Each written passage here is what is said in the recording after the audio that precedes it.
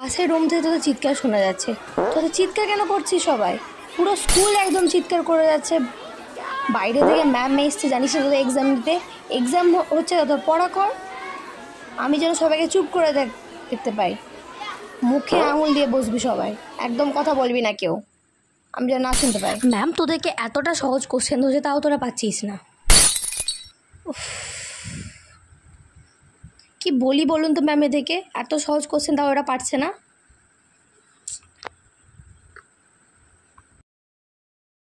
অঙ্কিতা খারাপ নাম্বার পেয়েছে। মেয়েটা সব সময় ক্লাসে ভালো করে, কিন্তু এখানে যে সব ভুলভাল করে দিল।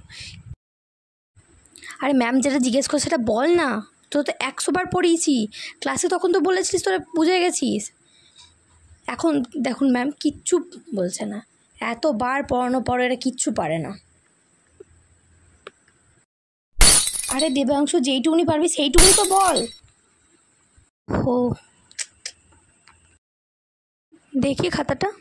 তোরা কেউ কিচ্ছু পারিস নি, এতদিন পড়া করিস নি, তোদের এত এত পড়ালাম, কি হলো?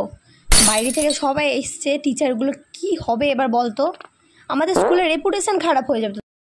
ম্যাম ওর হয়ে গেছে, তুই যা তো, যা।